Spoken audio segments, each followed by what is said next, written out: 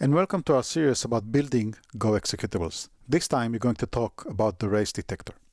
So here we have a handler which increments the counter and print out the new value. And as you can guess from the name, this is a race condition.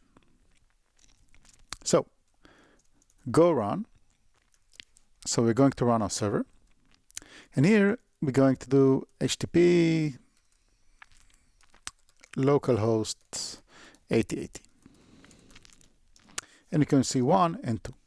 Now I'm going to do a stress test, which is going to run several requests in parallel. I'm going to use Hey, but there are several other utilities you can use.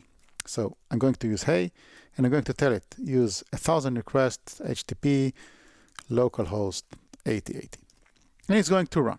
And now I'm going to do curl. So we did 1000 plus 2, it should be 1002, 1003, but we see that we have less than that. And that is because of this race condition that several Go routines are attempting to increment the counter at the same time. So let's stop the server, and I'm going to run it with a dash race now. And now when I'm going to run Hey, you're going to see that the race detector is emitting information that there is a problem. It's going to show me where the problem is. So line 14 in main. Line 14 in main is exactly this line. I leave it as an exercise for you how to fix it. So the question is, why don't we use the race detector all the time? And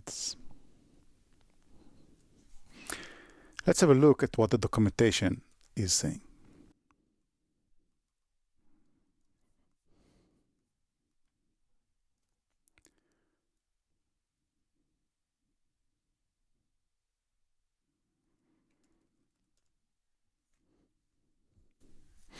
So the documentation says that there is a cost to the race detector, and it can be increased by 5 to 10 times the execution at the memory and 2 to 20 times the runtime. So by default, the race detector is not enabled. The dash race is supported both by the Go run, Go build, and the Go test. And the usual practice is to run the tests with the race detector on, but leave the executables that run in production without the race detector to gain more speed. Thanks for listening. See you next time.